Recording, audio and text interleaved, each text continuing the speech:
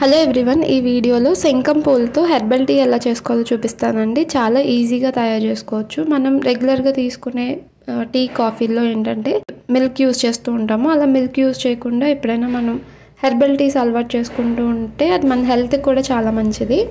First 2 tea cups water తీసుకోండి. Normal tea cups ఉంటాయి కదా, సో వాటితో 2 టీ కప్స్తో వాటర్ తీసుకోండి.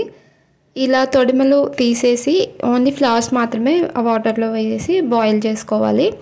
లేదా ఆల్రెడీ బాయిల్ చేసుకున్న వాటర్లో ఈ ఫ్లవర్స్ వేసి ఒక 20 మినిట్స్ మూత పెట్టేసి ఉంచినా కూడా మనకి హెర్బల్ టీ రెడీ అవుతుంది. నేనైతే డైరెక్ట్గా వాటర్లోనే ఈ ఫ్లవర్స్ వేసి బాయిల్ చేస్తున్నాను.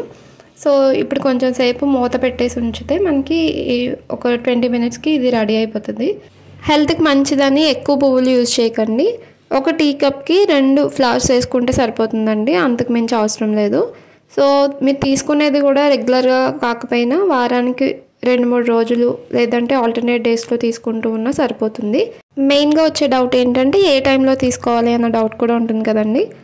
నార్మల్గా మనం టీ కాఫీ తీసుకునే టైమ్స్లో ఆ టీ కాఫీ అవాయిడ్ చేసేసి ఇది తీసుకుంటే సరిపోతుంది. ఒక కప్పు ఇది గోరువెచ్చగా అయిన తర్వాత మనం కొంచెం తేనె నిమ్మరసం కలుపుకొని తాగొచ్చు, లేదా నార్మల్గా ఉత్తి హనీ కలుపుకున్నా సరిపోతుంది.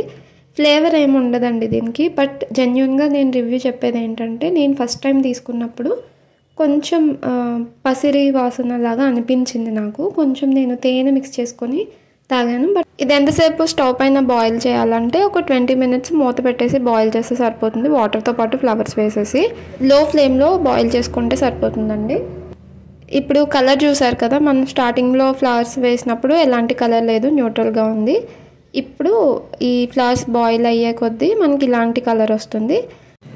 గోరువెచ్చగా అయిన తర్వాత మనం తేనె నిమ్మరసం మిక్స్ చేస్తే నిమ్మరసంకి సిట్రిక్ యాసిడ్ మిక్స్ అవ్వడం వల్ల ఏంటంటే కొంచెం లైట్ పర్పుల్ కలర్ వస్తుంది, అది కూడా బాగుంటుందండి.